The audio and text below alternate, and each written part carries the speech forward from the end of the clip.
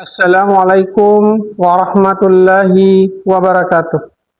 Kepada yang terhormat Bapak Ibu dosen penguji uji kinerja pada PPG dalam jabatan mata pelajaran Akidah Akhlak tahun 2025. Perkenalkan, saya Akbarullah, mahasiswa PPG Akidah Akhlak tahap 4 tahun 2025 di LPTK Universitas Islam Negeri Alauddin Makassar dengan NIM 210001256467. Pada hari ini, Rabu, tanggal 21 Januari tahun 2026, saya akan melaksanakan praktik pembelajaran dalam rangka penilaian uji kinerja di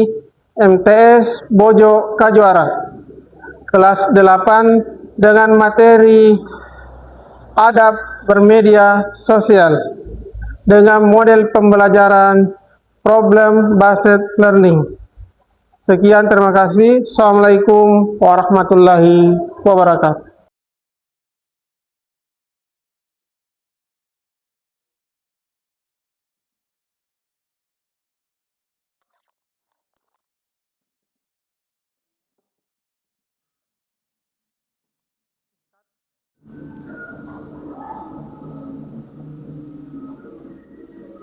Assalamualaikum warahmatullahi wabarakatuh. Waalaikumsalam warahmatullahi wabarakatuh. Bagaimana kabarnya hari ini? Baik. Ya, sudah makan siang tadi? Sudah. Ya. Sebelum kita belajar, sebaiknya kita berdoa dulu. Doa ya dipimpin oleh salah satu dari ketua kelas. Ya. Doa.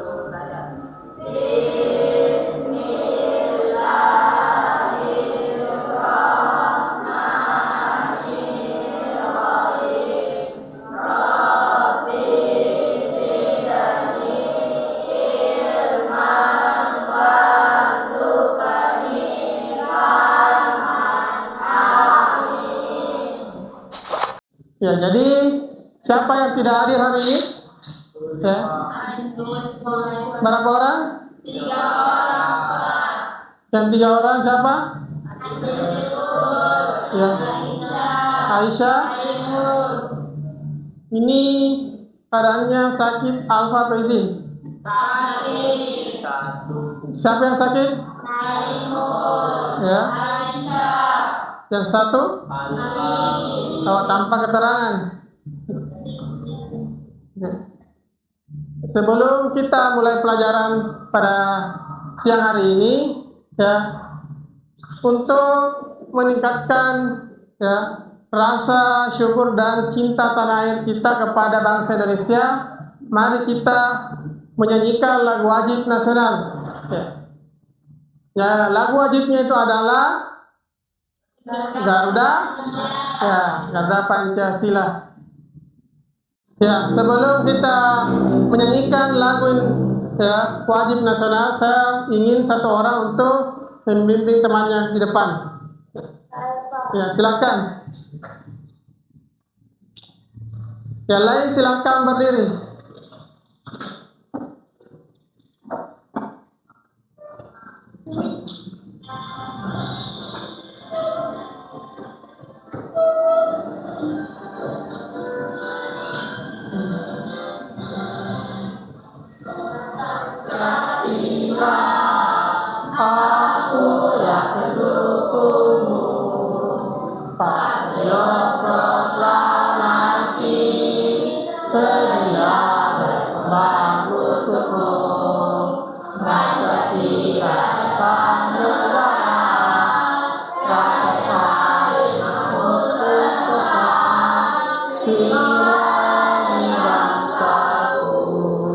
Oke, sebelum dimulai pembelajaran pada hari ini, ya, ada yang tahu tidak apa itu media sosial?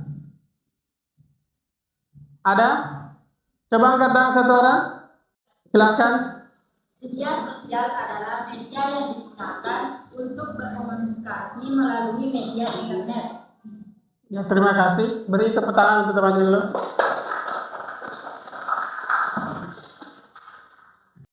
Oke. Jadi sebelum kita mulai pelajaran, saya ingin dulu menyampaikan tujuan pembelajaran pada hari ini. Ya, yang pertama yaitu adalah siswa mampu menjelaskan pengertian adat bermedia sosial dalam Islam. Yang kedua, menyebutkan dalil nakli tentang etika berkomunikasi. Ya. Yang ketiga, menganalisis dampak negatif pelanggaran adat di media sosial. Ya. Yang keempat atau yang terakhir adalah merumuskan langkah-langkah tabayun dalam menerima informasi digital. Ya. Ya, sebelum dimulai pembelajaran, ya, untuk memberi semangat kalian, sila kita adakan dulu ice breaking, ya, seperti yang umum kita bisa gunakan, ya, yaitu tepuk semangat. Ya, selangi tepuk semangat. Ya, kok kurang semangat? Yang banyak tidak bersuara. Ya, tepuk semangat. Ya, coba kita mulai. Tepuk semangat.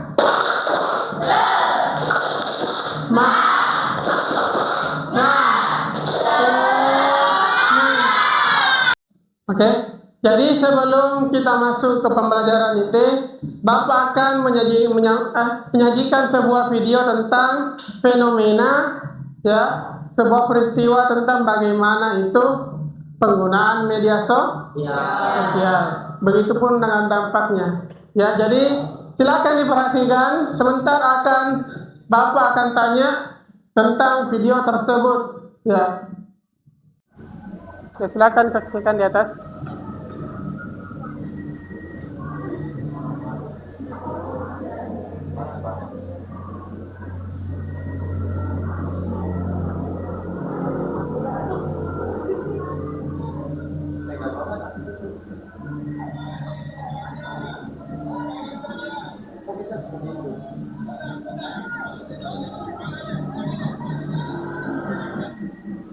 Aku merasa wajib nge-share ke teman-temanku.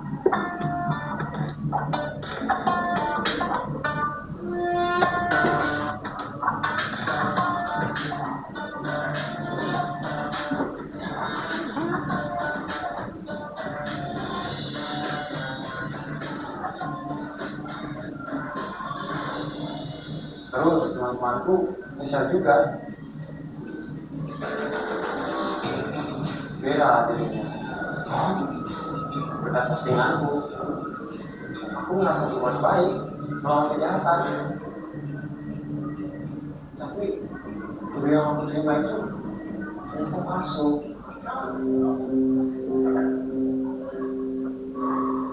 Dibuat orang yang mencoba jadi artis dan mencoba memukuli anak. Artinya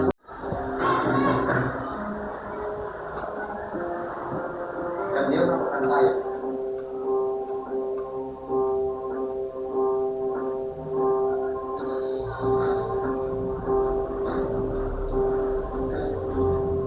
Sekarang saya sendiri yang masuk berita.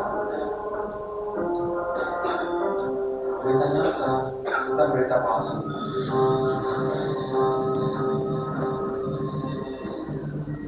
Oke, dari sudah menonton tadi video tentang bahaya menyebarkan berita hoax. Ya, bahaya untuk menyebarkan berita palsu, ya. Silakan kalian buat sebuah atau jawaban tentang ada dua pertanyaan di atas, yaitu perilaku tersebut sesuai dengan ajaran Islam tidak? Ya. Yang kedua, apa dampak dari perilaku ya. Silakan jawab. Kasih waktu 1 menit. Oke, ada yang mau ya menanggapi tentang video tadi atau menjawab soal yang pertama? Angkat tangan. Ya, silakan. Tidak, karena memberikan menyebarkan berita palsu. Ya, terima kasih. Beri tepuk tangan temannya dulu. Oke, untuk pertanyaan nomor 2, ada yang tahu? Silakan angkat tangan. Ya, silakan. Apa dampak dari perilaku tersebut? Bisa tertangkap polisi. Ya, terima kasih. Itu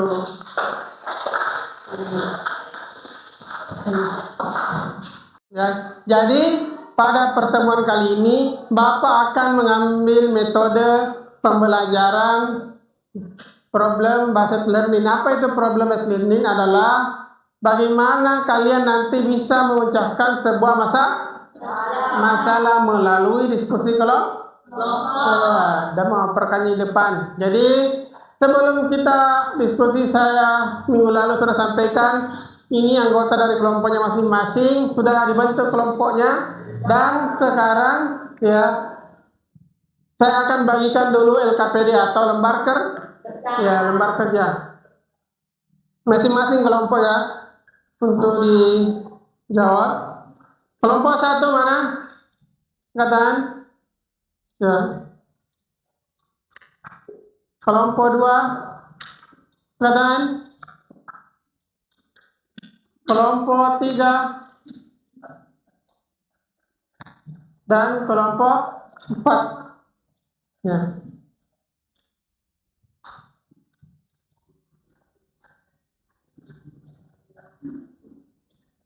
Ya, jadi ya perhatikan ya, dalam sebentar diskusinya ada studi kasus yang sudah saya bagikan.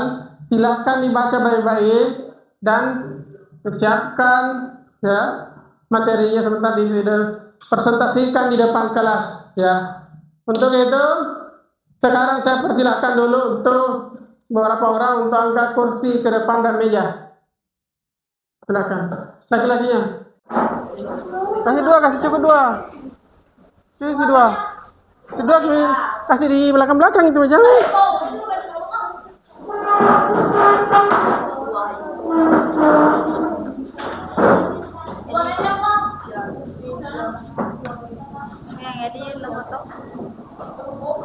Oke, dari sebelum materi kelompok 1 saya persilakan ya. Jadi perhatiannya semua ke depan dulu ya.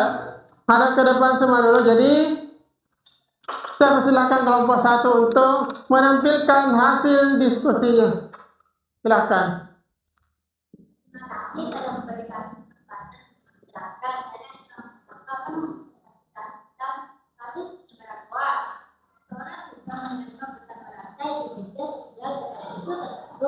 Yang belum jelas kebenarannya. Tanpa mengecek sumber, dia langsung membagikan hasil hingga menimbulkan keresahan di kalangan teman-temannya. Untuk mempersingkat waktu, kita persilakan pemateri untuk menjelaskannya. Silakan. Apa itu penyebaran hoax? Hoax adalah informasi palsu yang sengaja dibuat untuk menipu atau membingungkan masyarakat. Ini adalah ancaman serius bagi kebenaran dan kepercayaan. Penyebaran hoax dapat merusak keharmonisan sosial, memicu pemusuhan, dan menyesatkan umat. Dampak meluas ke berbagai aspek kehidupan. Contoh, hoax sering menyebar cepat lewat media sosial seperti WhatsApp, Facebook, dan Twitter. Memanfaatkan kecepatan informasi digital.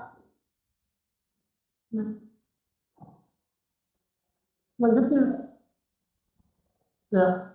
Dampak negatif penyebaran hoax merusak persatuan, menciptakan konflik antar kelompok masyarakat, mengikis rasa percaya dan memecah belah bangsa, mengganggu pemahaman keagamaan, menyesatkan umat dengan informasi yang salah tentang ajaran Islam, menyebabkan kebingungan dan perpecahan, menimbulkan fitnah. Fitnah adalah dosa besar dalam Islam, merusak reputasi seorang dan menyebabkan penderitaan, ketegangan sosial. Contoh nyata, berita palsu seringkali menyundukkan kelompok tertentu, memicu kemarahan dan ketenangan di masyarakat.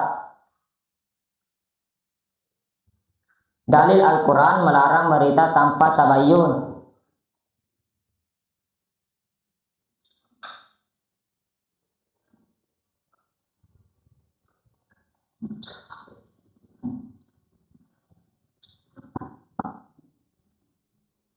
Wahai orang-orang yang beriman, jika seorang yang fasik datang membawa berita, maka teriaklah kebenarannya agar tidak mencelakakan suatu kaum karena kebodohan.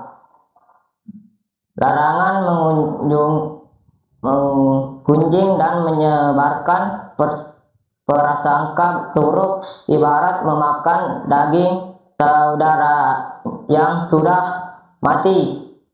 Ini menunjukkan betapa serius dampak fitnah. Hadis Nabi Muhammad SAW. Beliau mengajarkan agar selalu menerima kebenaran berita sebelum menyebarkannya, menekankan pentingnya verifikasi informasi. Itulah tadi penjelasan dari penyebaran hoaks. Terima kasih atas pemateri. Apakah ada pertanyaan dari kelompok lain? Kalau ada, kami persilahkan. Ya, ada yang mau menanggapi pertanyaan dari materi tadi? Silakan. Kita yang persilahkan. Jelaskan dampak negatif dari penyebaran hoaks. Apakah ada pertanyaan yang lain lagi? Silakan. Silahkan. Jelaskan sikap yang harusnya dilakukan seorang muslim.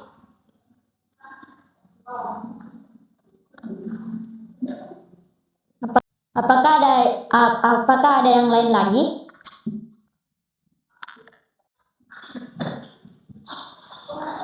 Sebutkan dalil Al-Quran atau hadis yang melarang menyebarkan berita tanpa tabayun. Kami akan menjawab pertanyaan dari kelompok 3, yaitu Fitri. Kami persilahkan yang di Sarah Zahra. Jelaskan dampak negatif dari penyebar hoaks, dampak keresahan, fitnah, permusuhan, dosa.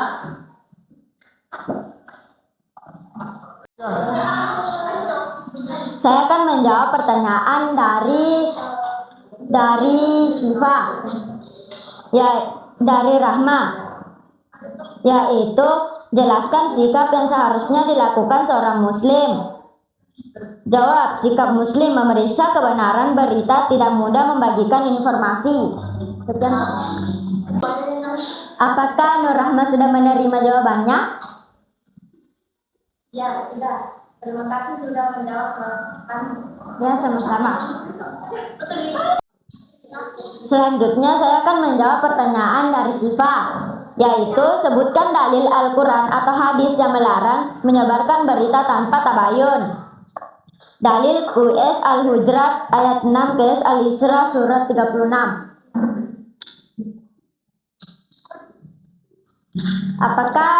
Apakah Nur Syifa sudah menerima jawabannya?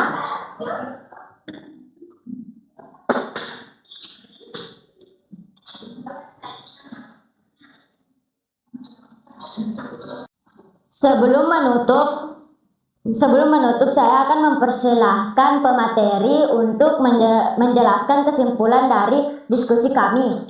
Kami persilahkan. Kesimpulan kelompok 1. Dampak merugikan hoaks. Penyebaran hoaks membawa dampak sosial dan keagamaan yang sangat merugikan bagi individu dan masyarakat. 2. Larangan Islam. Islam jelas melarang menyebarkan berita tanpa tabayun sebagai bentuk tanggung jawab umat, sebagaimana tercantum dalam Al-Quran dan hadis. 3. Sikap muslim yang bijak. Sikap seorang muslim yang bijak adalah selalu memverifikasi informasi dan menghindari fitnah demi menjaga kebenaran dan kedamaian. 4. Menjaga ukhuwah. Mari bersama menjaga ukhuwah dan kebenaran dengan menolak hoaks dan menyebarkan manfaat, menciptakan lingkungan yang positif.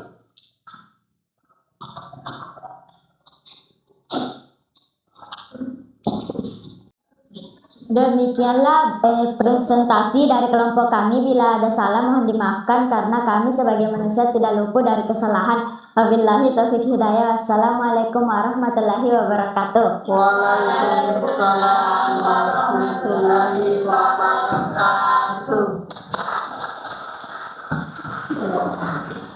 Oke, dari itu tadi penampilan dari kelompok 1. Ya, kita lanjut ke kelompok yang kedua, yaitu ya, dari kelompok 2 tentang cyberbullying atau ya perundungan ya online.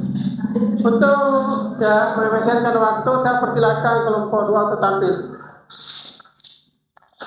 Assalamualaikum warahmatullahi wabarakatuh.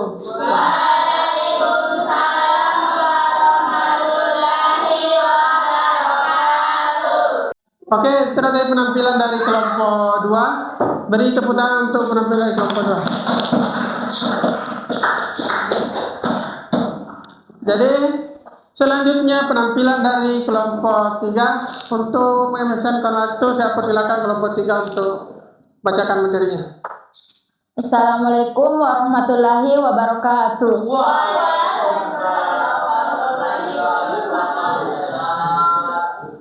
Kami dari kelompok 3 ingin mempresentasikan kasus seorang konten kreator membagikan cerita keburukan temannya di media sosial dengan alasan hiburan dan konten viral, padahal tersebut membuka aib orang lain. Untuk mengefisienkan waktu, saya persilahkan Saudara Muharfa untuk membacakan materi. Silakan. Terima kasih atas kesempatan yang telah diberikan. Ghibah dan membuka aib di media sosial, memahami dan menghindari dosa digital. Apa itu ghibah dan membuka aib di media sosial? 1. Ghibah, membicarakan keburukan orang lain di belakangnya, diibaratkan seperti memakan daging saudara sendiri yang sudah meninggal. 2. Membuka aib, mengungkap kekurangan atau rahasia pribadi orang lain di media sosial, baik melalui status, komentar, atau unggahan. 3. Fenomena digital, meliputi curhat berlebihan, sendirian tanpa nama, dan gosip digital yang sudah menyebar, meninggalkan jejak digital dan permanen dan sulit dihapus. Dampak negatif konten ghibah dan membuka aib di media sosial: merusak ukhuwah, menimbulkan permusuhan dan perpecahan di antara sesama muslim, menghancurkan jembatan persaudaraan. Stres emosional, memicu stres, kecemasan, dan kelelahan emosional, tidak hanya bagi korban, tapi juga pelaku yang harus menerus terlibat drama. Dosa jariah, konten negatif menjadi ladang dosa jariah yang terus mengalir karena jejak digital tidak pernah hilang dan terus menyebar. Hilangnya rasa malu, mengikis rasa malu, dan kehormatan diri serta orang lain, menyebabkan degradasi moral di lingkungan digital. Dalil Al-Quran dan hadis tentang larangan ghibah. Ajaran Islam sangat tegas dalam melarang tindakan ghibah dan membuka aib, mengingat dampak negatifnya yang merusak individu dan masyarakat. Janganlah kamu mengunjing ghibah satu sama lain. Adakah seorang di antara kamu yang suka memakan daging saudaranya yang sudah mati? Maka tahulah kamu merasa jijik kepadanya. Ghibah adalah menyebutkan suatu tentang saudaramu yang ia tidak sukai. Hadis Nabi Muhammad SAW. Ancaman keras ghibah dapat menjadi penyebab siksa kubur, pendorong masuk neraka, dan sumber hinaan dari Nabi Muhammad SAW, sebagaimana disebutkan dalam riwayat Bukhari dan Muslim. Larangan namimah. QS Al-Quran dalam 68-10-11 juga secara spesifik melarang penyebaran namimah, adu domba, yang seringkali beriringan dengan ghibah.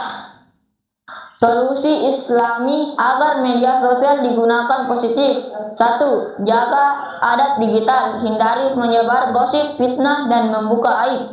Ingatlah etika berkomunikasi sesuai ajaran Islam. 2. Terapkan tabayun, selalu lakukan klarifikasi atau cross-check kebenaran informasi sebelum membagikan kepada orang lain. 3. Dakwah dan ilmu, gunakan media sosial sebagai sarana dakwah. Berbagi ilmu yang bermanfaat untuk ukhuwah Islamiyah. 4. Kontrol waktu. Atur waktu penggunaan media sosial agar tidak berlebihan dan mengganggu ibadah serta aktivitas duniawi lainnya. 5. Ingat pertanggungjawaban.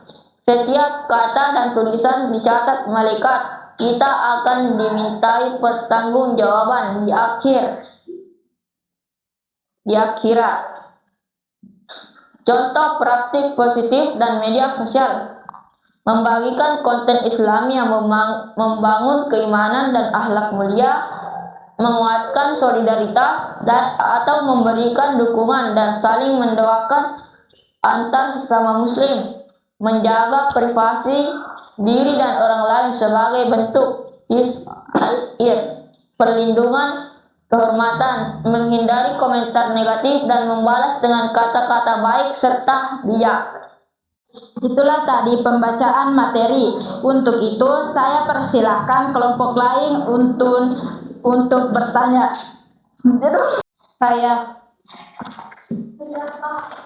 Apa solusi Islami agar media sosial digunakan secara positif?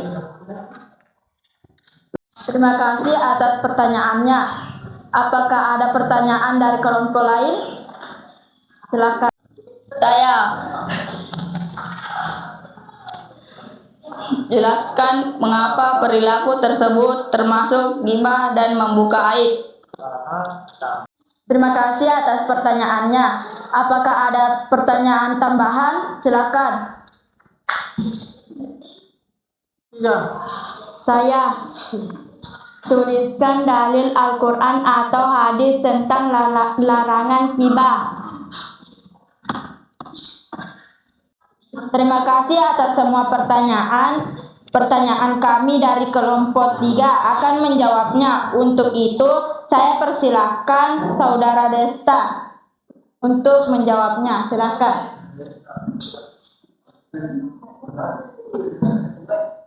Saya akan menjawab pertanyaan dari kelompok 1, yaitu tuliskan dalil Al-Quran atau hadis tentang larangan ghibah.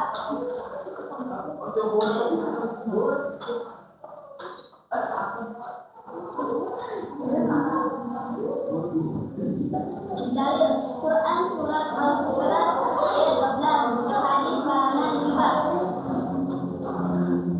Apakah jawabannya sudah diterima? Ya, terima kasih sudah menjawab. Sama-sama. Pertanyaan dari kelompok 3 saya persilakan untuk menjawab, yaitu Saudara Uni Andira. Silakan. Jelaskan mengapa perilaku tersebut termasuk ghibah dan membuka aib. Jawaban, termasuk ghibah karena membicarakan keburukan orang lain. Terima kasih.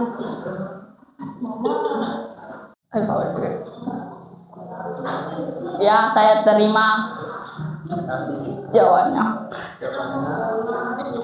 Dan saya tahu. Itulah tadi hasil diskusi kami. Sebelum kami tutup hasil diskusi kami, untuk itu saya persilakan Saudara Arfa untuk membacakan kesimpulannya.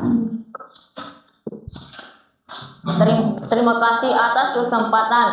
Saya akan menjelaskan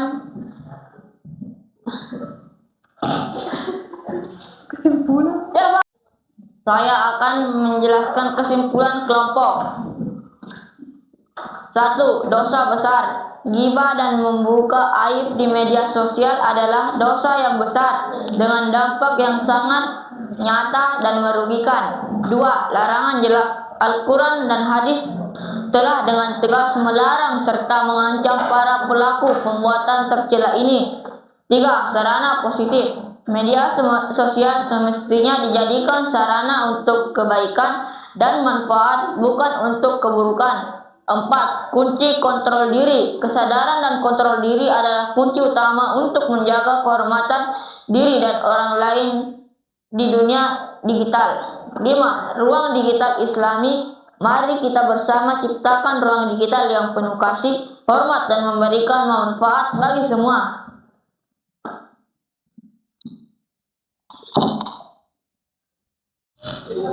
Itulah tadi hasil diskusi kelompok kami. Jika ada kesalahan, mohon dimaafkan. Assalamualaikum warahmatullahi wabarakatuh.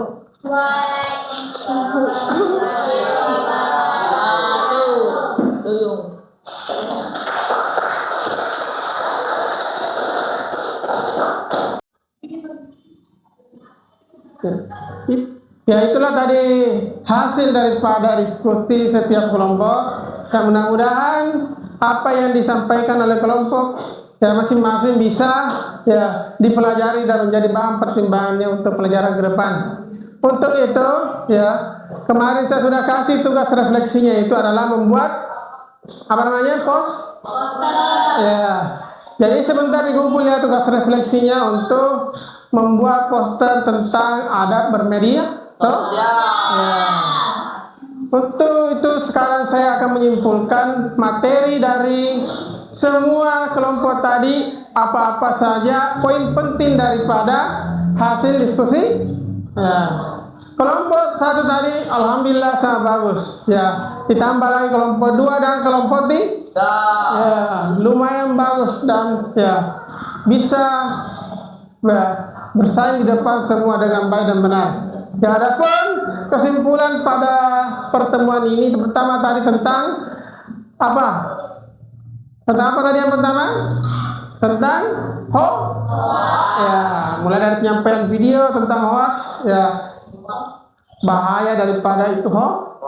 Ya, yang mana apa itu hoax? Kalian tahu? Berita palsu. Ya, itulah adalah berita palsu. Ya.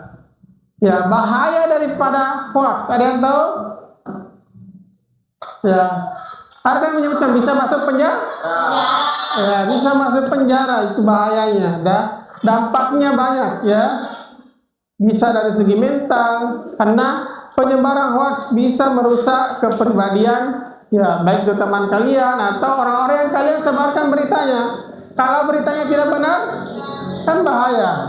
Itu bisa membuat orang lain ya merasa sedih dan tidak mau lagi keluar rumah ya, karena sudah dicerita oleh tetangga-tetangganya meskipun beritanya tidak benar. Jadi kesimpulannya tentang hoax itu adalah sebelum menyebarkan informasi, carilah dulu ya informasi yang sebenarnya atau tabayun, atau mencari informasi yang lengkap. Jangan menerima sepotong-sepotong baru ya disebarkan kepada orang lain. Ya, itulah kesimpulan untuk pertama. Yang kedua tentang gibah, bahaya daripada ya, apa lagi dimaksud gibah? Nah, gibah menceritakan keburukan orang lain. Ya, menceritakan keburukan orang lain. Itulah gibah. Dari gibah bisa menimbulkan bahaya yang namanya fitnah. Ya. Timbullah yang namanya fitnah, karena dari cerita itu bisa berkembang, bisa menjadi fitnah ya, dan bisa membuat orang lain tersakiti. Itu bahayanya. Jadi tolong kalau ada yang ya, dapat berita atau sering cerita-cerita dengan temannya, ya hindari. Solusinya adalah hindari deh kelompok-kelompok yang tidak bermanfaat ya, atau kumpul-kumpul yang tidak bermanfaat ya, hindari itu dan jauhi ya berita-berita yang tidak Ya, tidak penting atau tidak bermanfaat. Contohnya di media sosial. Ya, itulah untuk bahaya daripada ghibah. Yang ketiga atau kelompok tiga itu tentang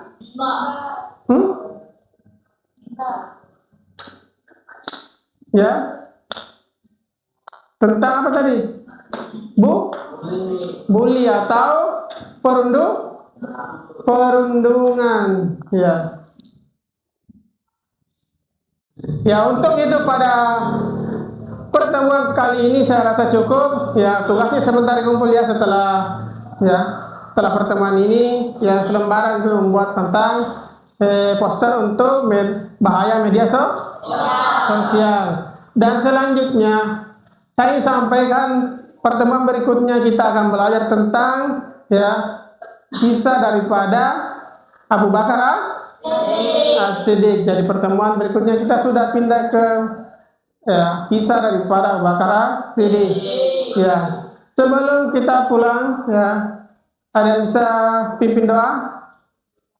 Bisa? Satu orang atau satu kelas bisa pimpin doa. Silakan. Doa sebelum pulang.